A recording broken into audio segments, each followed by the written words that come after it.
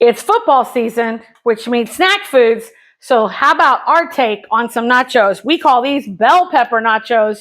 We have the standard American with ground beef, and these are my black bean ones. Stay tuned. Hi, and welcome back to One Dish, Two Ways. My name's Sheila, and my husband Joe usually is behind the camera, but right now he's outside, but he'll be in a little bit to try this masterpiece that we're giving it a try. So first of all, we started our channel because we eat two different ways. I eat whole food plant-based to cure my migraines, which is working, and Joe eats the standard American diet. We show you that it's really not that hard. No matter what other eating types you have, there's many things that all diet types have in common, and you can make this work. We promise you. We've been doing it for a couple years now, almost 2 years now. So today's video should be released about the time football season started.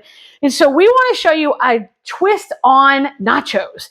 And we're going to do bell pepper nachos using these mini peppers. So these are hot because I pre-baked them. But these are 1 pound of the mini peppers.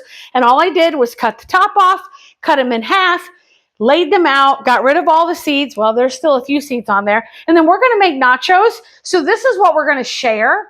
And then we'll show you how we're going to make them different.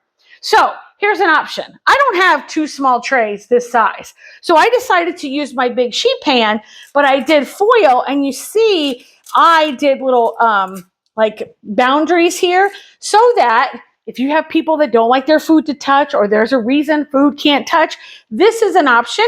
And it's also easy cleanup. Now, I opted for foil instead of parchment paper because I thought the foil might stand up a little bit more here than the parchment paper would. But that's just what I decided. So I also decided after our green bean video, I don't know how many videos ago that was, they really weren't cooked enough. So I felt like maybe I needed to pre-cook the peppers before we added all the toppings. So that's what I did. I pre-cooked them in a 400-degree oven for 10 minutes, and I just took them out. And while they were doing their thing, I was getting our toppings ready to go. Because when you have things like nachos, you want to have everything ready. You don't want to be chopping lettuce when they come out and everything's hot.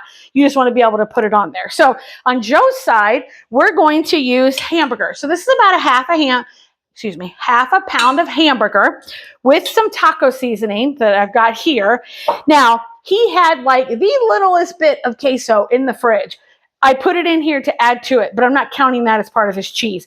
I'm just telling you, think of ways you could use up things, and that's one way to do that. So let's make his side, and then we'll talk about my side. Oh, and on the bigger peppers, you'll see here, I kind of opened them and flattened them out. That way I thought they would cook better and hold the toppings better. So just a little tip. Okay, so we're going to spread his hamburger meat on his side. Now I just did about a half a pound. I don't know if I'll end up using all of it.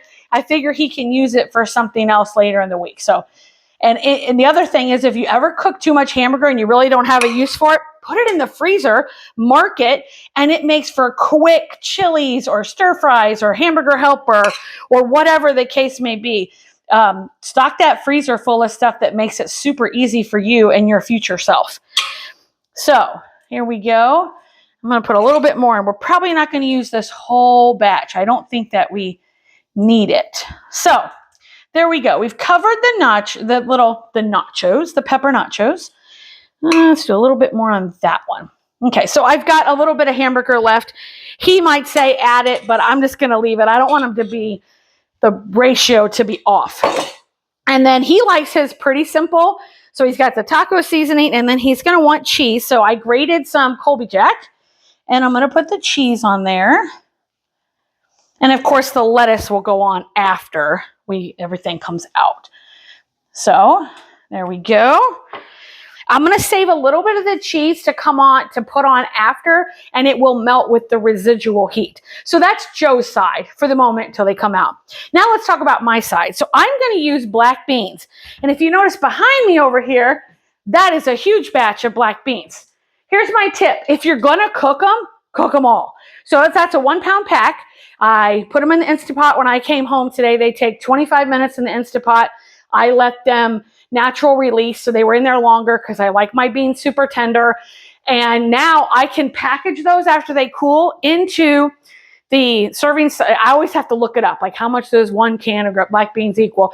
That way I can put them in the freezer as 1 can servings so I can use them for chili and things like that. If I'm going to start the Instant Pot, I might as well start it for everything.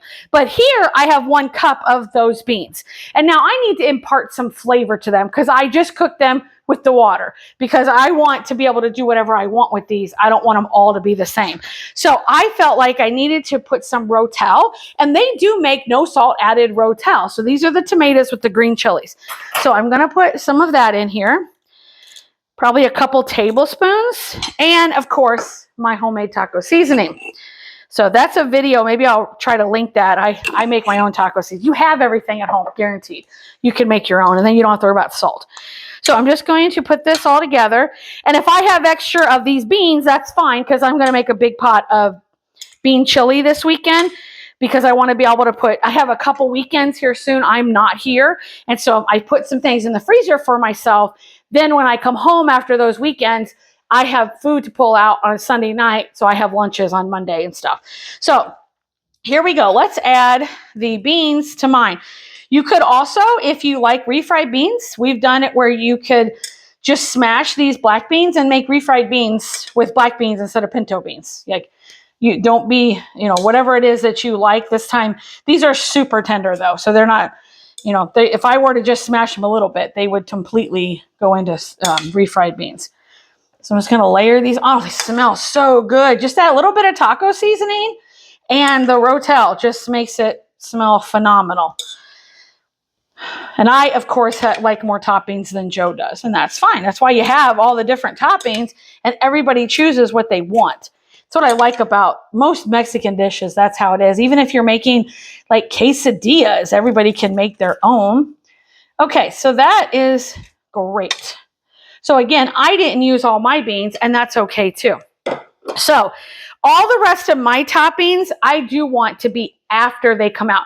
I could make a non-dairy cheese sauce, but I've opted not to do that today. But I could have done that. So I'm going to throw these in the oven. I'm going to put them back in the oven, and we're going to let them cook anywhere from 10 to 20 minutes. The original recipe I saw said 20 minutes, but they didn't pre-cook the peppers, and I felt like they needed to be pre-cooked.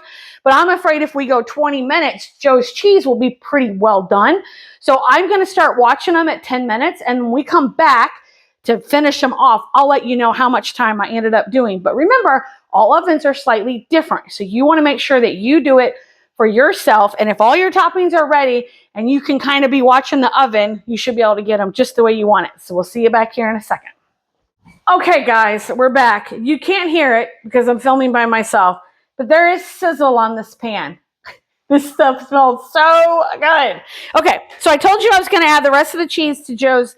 So I ended up only leaving them in there for 10 minutes. I think the key is, now I have to see when Joe tries the pepper if it's cooked enough. But I think it's a matter of cooking them ahead of, I got a fork right here for you, babe. That. So let's get the lettuce on there. Is that good on your lettuce? Do you want to add your taco sauce while I add my ingredients? So I like more toppings than him. I'm going to add some cilantro.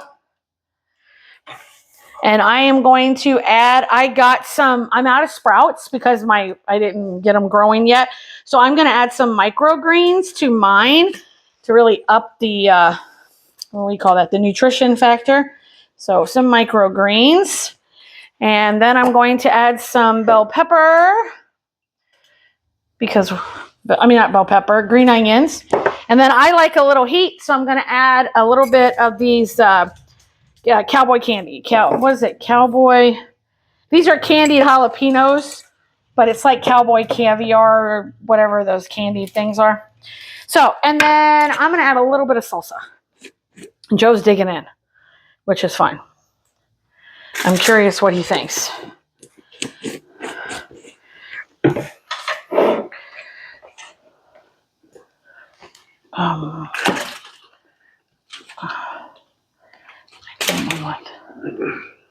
So what are your thoughts? Are we thinking, do they need to be cooked more? Nope.